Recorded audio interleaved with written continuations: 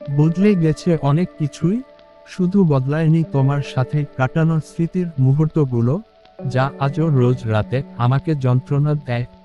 আমি রাগলেই তুমি বলতে এটা রাগ নয়, এটা হচ্ছে তোমার প্রতি আমার ভালোবাসার সমষ্টি। তুমি ভুল ছিলে, যদি আমাকে এতটাই ভালোবাসতে তাহলে কেন জীবনের কঠিন সময়ে হাত ছেড়ে চলে গিয়েছো? জানি তোমার কাছে কোনো উত্তর নেই, আর আমি তোমার কাছে কোনো উত্তর চাইও না। আমি সবসময় চাই তুমি ভালো থাকো তোমার প্রিয়জনকে নিয়ে। আর আমি আমার প্রিয়জনকে উৎসর্গ করে দিলাম তোমার প্রিয়জনের জন্য। আমার একটাই মিনতি, তার সাথে এমন কোন গল্প শুরু করো না যার শেষ তুমি না করতে পারো। ভালো থেকো তুমি, ইতি তোমার প্রাক্তন। ছেড়ে তো গিয়েছি, তবে এখন এই ভুল ধারণায় বেচো না যে এখনো তোমায় আমি বোকার মতো ভালোবাসি। ভীষণভাবে ঘৃণা জন্মে গিয়েছে কথাটার উপর, আর এই জন্মই তো তোমার থেকে রূপে, গুণে, চরিত্রে, ব্যবহারে হাজার গুণ ভালো কাউকে সুযোগ থাকার পরও গ্রহণ করতে পারি না, আর ইচ্ছে হয়নি, তাই সব প্রস্তাবের উত্তর না দিয়েছি। বন্ধুদের সাথে দিব্যি অনেক ভালো আছি, মুখ খোলার আগেই বুঝে যায় তারা সব কিছু। রাগ করলে সরি বলে না তারা, বলে বাড়ি এসে মারবো, কিন্তু না আছে এদেরকে আরো কাছে পাওয়ার লোক, না আছে এদেরকে হারিয়ে ফেলার ভয়, শুধু আছে ভরসা আর ভরসা।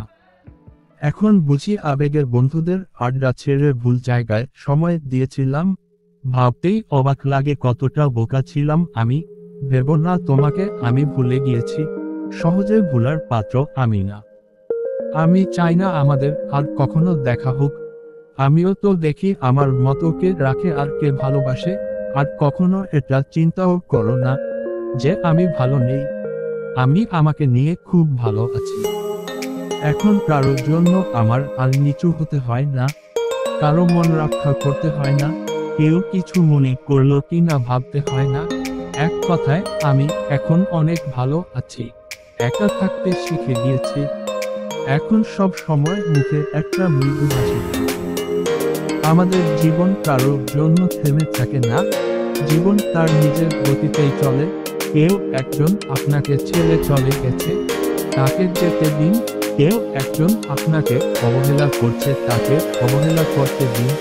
যে মানুষটি আপনার নয়, আপনি তাকে জোর করে রাখতে পারবেন না। আপনি হাজার চেষ্টা করলেও তাকে ধরে রাখতে পারবেন না।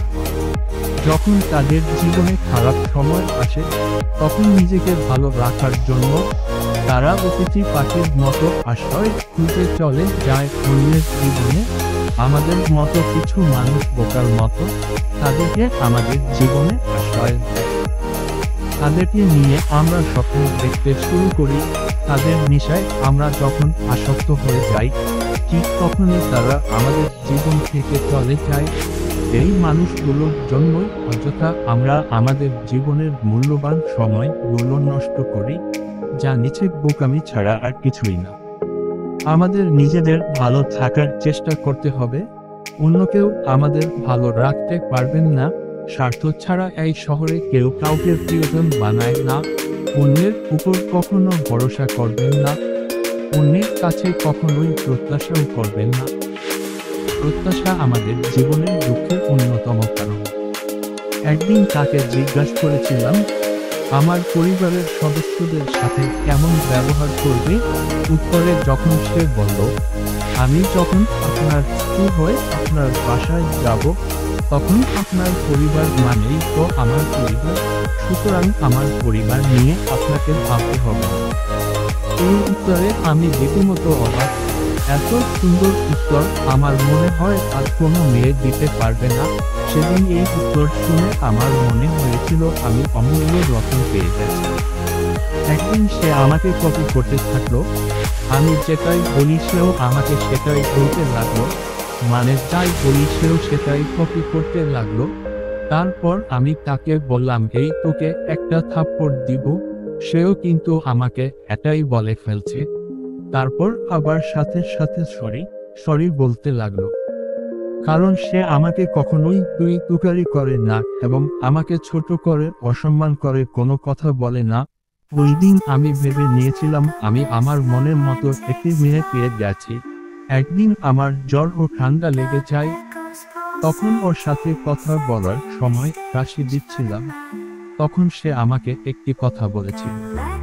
ওই দিন ভেবেছিলাম আমার কিছু হলে এই পৃথিবীতে অন্য কেউ কষ্ট পাক আর না পাক, সে ঠিকই কষ্ট পাবে। আমাকে সাহায্য করতে না পারলেও আফসোস ঠিকই করবে আমাকে সাহায্য করতে না পারার কারণে। সেদিন কলটা কেটে তারপর ও আমাকে একটা মেসেজ পাঠায়। মেসেজে বলেছিল, আপনি এভাবে কথা বলবেন না, আমার ভয় লাগে। অনেক রাগের মধ্যে থেকেও ছোট একটি হাসি দিলাম। এরপর আবার আমাকে কল দিল, তখন আমি স্বাভাবিকভাবেই কথা বলেছিলাম। কিন্তু এত কিছুর পরেও রিলেশনটা আর রইল না, শুধুমাত্র তার কিছু ব্যবহারের কারণে। সে মাঝে মাঝে এমন কিছু ব্যবহার করত যা দেখে আমার মনে হতো সে আর রিলেশনটা রাখতে চাচ্ছে না। হয়তো আমার ধারণাটা ভুল ছিল, আবার হয়তো আমার ধারণাটাই ঠিক ছিল।